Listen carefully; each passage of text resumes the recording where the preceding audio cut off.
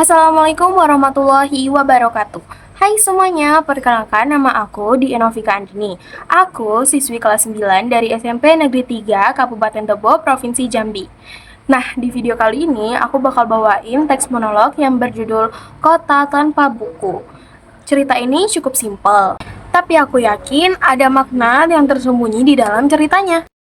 So, langsung aja kita mulai.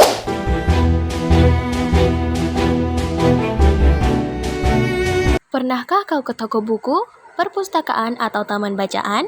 Tidakkah kau merasa istimewa ketika berada di dalamnya?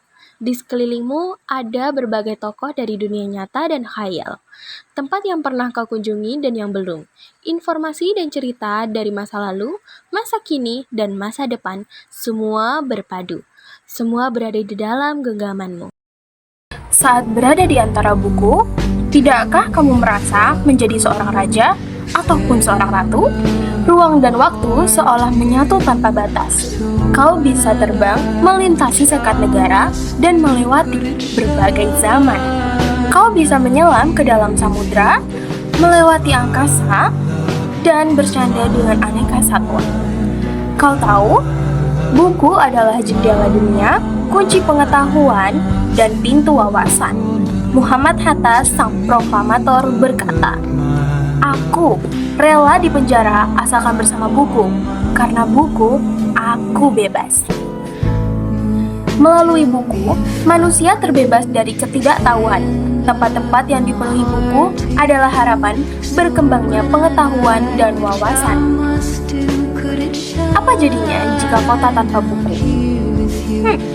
Pantaskah dia disebut kota? Di kota itu mungkin kabar datang dari sumber lain, dari koran, televisi, atau internet. Mungkin informasi dan cerita datang dari cerita nenek moyang, bagai dongeng-dongeng sebelum tidur. Irama warganya pun tiada beda.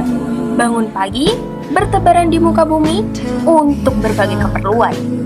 Untuk kembali pulang siang atau sore harinya. Setelah itu, mereka berangkat tidur dan memulai lagi hari berikutnya. Semua serupa. Di kota itu, mungkin ada bangunan yang bernama perpustakaan. Di dalamnya, buku-buku berderet dalam rak yang tak terjamah. Tiada tangan meraih dan membuka halaman demi halaman dengan sukacita. Mungkin juga tumpukan buku di sudut-sudut sekolah yang sepi dan berdebu. Jarang dikunjungi, jarang dibaca. Buku-buku di sana teronggok tanpa nyawa. Bagaimana dengan kotamu? Mungkin kau tinggal di tengah kota, di gang sempit, di desa terpencil, di sisi pesisir, atau di kaki gunung. Adakah perpustakaan taman bacaan atau toko buku di dekat rumahmu? Jika ada, apakah tempat itu menjadi wadah berkumpulnya anak-anak dan warga, menjadi pusat berkembangnya wawasan dan pengetahuan, atau hanya menjadi pajangan? Kau bisa mengunjunginya dan mengajak teman-teman membaca dan berbagi cerita di sana. Jadikan tempat itu sumber kegembiraan dan pengetahuan. Jika tempat itu belum ada, maukah kau menjadi orang yang mulai menghadirkannya? Kau bisa memulai dari sebuah sudut di teras rumahmu. Ajak teman-temanmu memulai langkah baru. Jangan biarkan waktu berlalu tanpa buku. Siapapun dirimu, bersahabatlah dengan buku. Dia akan menjadi teman setiamu sepanjang waktu. Nah, itu tadi video teks monolog yang berjudul Kota Tanpa Buku dari aku.